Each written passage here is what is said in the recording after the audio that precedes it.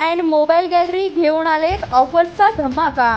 कोणत्याही कंपनीचा मोबाईल खरेदी करा आणि मिळवा आकर्षक गिफ्ट। शिवाय सर्व कंपन्यांचा फायनान्स व कॅशबॅक ऑफर्स। सर्व नामांकित कंपन्यांचे मोबाईल व ॲक्सेसरीज मिळवण्याचे एकमेव ठिकाण Kirti sales and mobile gallery, Meenakshi Chitramandir समोर, कराड तासगाव रोड, पलूस। प्रोप्रायटर कुलभूषण शीतल सावळवाडे।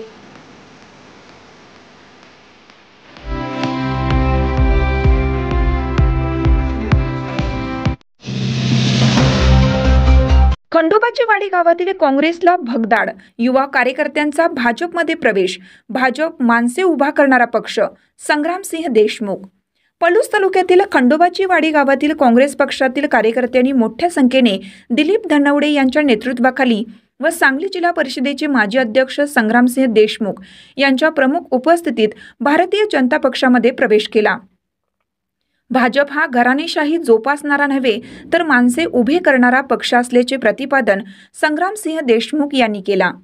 विकास पवार, आशिष मदने, विनायक पवार, आकाश शिंदे, अक्षय पवार, प्रशांत शिंदे, सुधाकर पवार, अविनाश बंडगर, अरुण जाधव, प्रमोद शिंदे, प्रसाद गायकवाड, ज्योतिराम शिंदे, पांडुरंग चेंडगे, अभिनंदन जाधव, रोहित कापसे, प्रवीण शिंदे, विक्रम शिंदे, बबन मदने, निखिल शिंदे, दशरथ सावंत, विशाल मोटकट्टे, बाबासो मगदूम आदींसह काँग्रेसच्या कार्यकर्त्यांनी विनाअट व उत्स्फूर्तपणे भारतीय जनता पक्षात प्रवेश केला।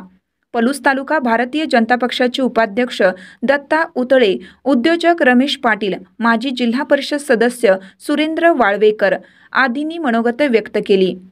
प्रास्ताविक व स्वागत रोहित नलवडे यांनी केलं।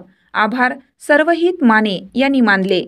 यावेळी अनंत कुलकर्णी, श्रीकांत निकम, तानाजी भोई, मनसूर मुल्ला, हेमंत जगदाळे, विश्वजित पाटील, पोपट खोत, बाळासाहेब चेंडगे आदी उपस्थित होते। तुम्हाला निश्चितपणाने या ठिकाणी खात्री देतो की आपण ज्या विश्वासानं दिलीप दादा असतील आणि आमचे सर्व ज्येष्ठ सहकारी या गावातले असतील किंवा या परिसरातल्या सर्व नेतृत्वावरती विश्वास ठेवून भारतीय जनता पार्टीमध्ये प्रवेश केला आहे, मी तुम्हाला एवढंच सांगतो की ज्या अपेक्षेनं आपण प्रवेश केला हा अपेक्षेभंग जोपर्यंत तुम्ही हयातीत आहात, जिवंत आहात, तोपर्यंत होणार नाही याची खात्री आहे।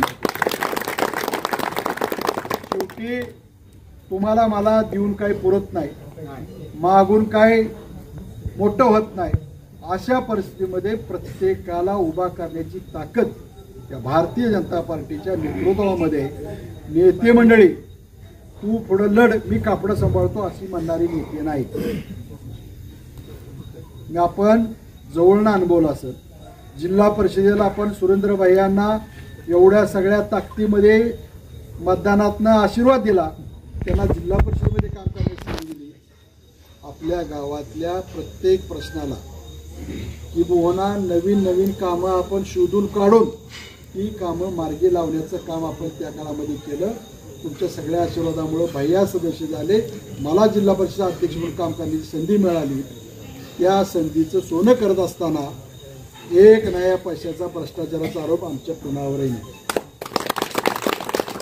सिंगल कोणाच्या चहामध्ये आम्ही निंदा असेल तर आम्ही जाहीररित्या चर्चा करतो। आज ही चर्चा करण्याची धाडस आमचं झालं नसेल। ज्या गोष्टी होत नाहीत, म्हणजे एक जिल्हा परिषद अध्यक्ष, एक जिल्हा परिषद सदस्य काय करू शकतो, ही गेली 5 वर्षामध्ये तुम्ही जिल्हा परिषद सत्ता भारतीय जनता पार्टीच्या आल्यानंतर अनुभवली नाही। पूर्वी सदस्य नव्हते का, पूर्वी पदाधिकारी नव्हते का, सभापती होते, अध्यक्ष होते, सगळ्या पदावर आपली माणसं होती। मग त्या काळामध्ये या तालुक्याकडे ज्या पद्धतीनं बघितलं जायचं, या तालुक्याकडे ज्या पद्धतीने विकासाच्या दृष्टीने मदत केली जायची, हे जर आपण अनुभवलं तर पूर्वीची 20 वर्ष गेली 5 वर्षातला अनुभव आपल्याला लक्षात येतो। योगायोगानं आम्ही अध्यक्ष झालो आणि 19ला महापूर आला, प्रचंड हाहाकार झाला, या सगळ्या गावात पाणी पाणी होतं। प्रत्येक व्यक्तीचं ना भूतो ना भविष्यात एवढं मोठं नुकसान झालं। घराचं झालं, कुटुंबातलं धान्याचं झालं, कुटुंबानं जी काही पुंजी गोळा केली असेल त्या सगळ्या पुंजी त्या काळामध्ये पुरामध्ये पाण्यात गेली। जनावरांचीच अवस्था, पक्ष्यांची तीच अवस्था। पण भारतीय जनता पार्टीचे मुख्यमंत्री देवेंद्र फडणवीस साहेब होते, त्यांनी स्वतः या भागाचा दौरा केला आम्ही सगळी सोबत त्यांच्यासोबत करत होतो. त्या मुख्यमंत्र्यांना हे कळालं की या माणसांना ताकदीनं आधार देण्याची गरज आहे. थेट रोखीची आर्थिक मदत झाली. महाराष्ट्राच्या इतिहासामध्ये आपले असणारी